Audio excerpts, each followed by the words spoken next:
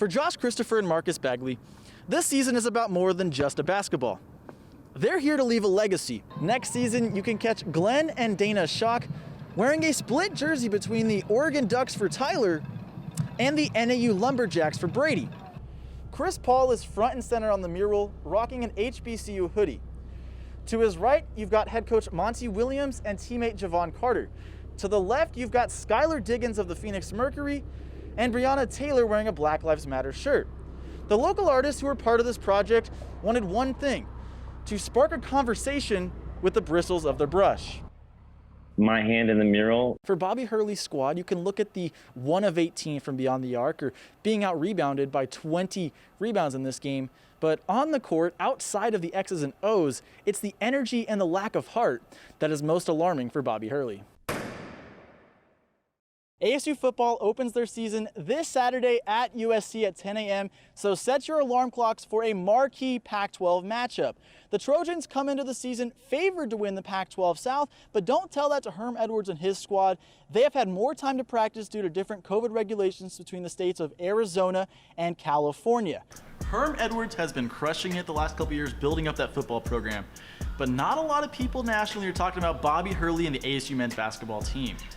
The big headliners, of course, are Josh Christopher and Marcus Bagley. Christopher being the #1 recruit in ASU men's basketball history. This side of James Harden, also going to wear James Harden's jersey number. There's the comparisons that you can draw there as well. Bobby Hurley's squad will put their number 18 ranking to the test when they face off against number 2 Baylor. Now let's take a look at some possibilities for the Sun Devils. The best case scenario is a win over the Bears, followed by an upset victory of Boston College over number 3 Villanova. That's the easiest journey, but the more likely path would lead them to play the Wildcats. This is a tall order for ASU, but the rewards would be astronomical if the team from Tempe came out on top. They would not only be champions of the Empire Classic, but they would potentially launch themselves into the top 10 conversation heading into week 2 of the collegiate hoop season.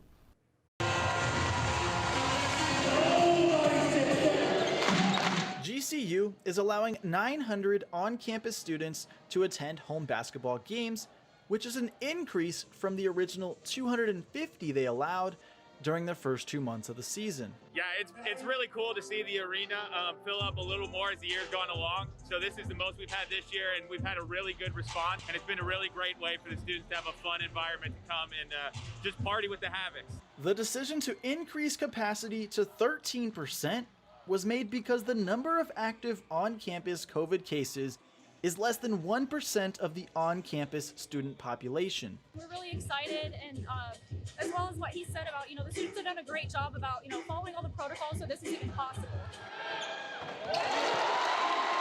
The home court advantage at GCU Arena is unlike any other in Arizona.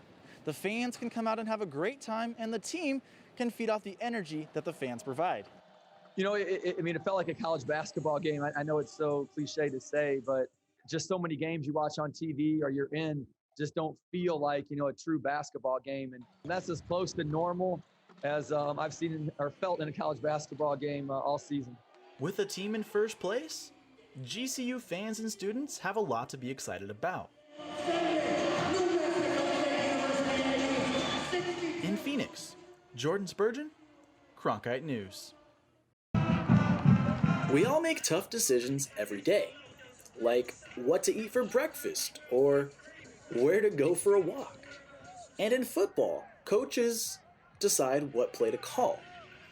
For the Shucks, when Friday Night Lights become Saturday playoffs, they have to make a tough decision between watching their son Tyler play quarterback for the Oregon Ducks or watching their son Brady play wide receiver for the Hamilton Huskies. We're just doing what we can. The COVID situation is kind of answered. You're not able to travel. We're not able to watch Oregon play in person. So, we're all in on Hamilton, supporting our youngest son Brady, who's a senior here at Hamilton. We're in pursuit of a championship, so that's our main focus when we have conflicts. Next year, Brady will play at NAU. So maybe it's time for the Shucks to get a split jersey. I support both boys, and we might have to divide and conquer next year.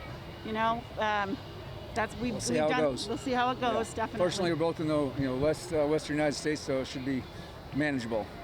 Next season, you can catch Glenn and Dana Shough wearing a split jersey between the Oregon Ducks for Tyler and the NAU Lumberjacks for Brady. But for now, they can keep all of their Hamilton Husky gear as they get set to watch an Open Division Championship matchup against Chandler High School next Saturday. Looking back on last year, before we even go back further, what were some of the highlights of your freshman season? I know obviously it was cut short, but what are some of your favorite memories from last year? Last year was honestly so fun, even though it did get cut short. We were on a roll. I think maybe that Kentucky game was the all-time favorite. That game was just so exciting. That's probably my favorite one, especially with Allie Tatnall's walk-off home run. Probably Northwestern as well with Kendra's walk-off home run. Just any game that was at Farrington last year was just so fun. So I can't really pick and choose which ones, but those are my top two for sure.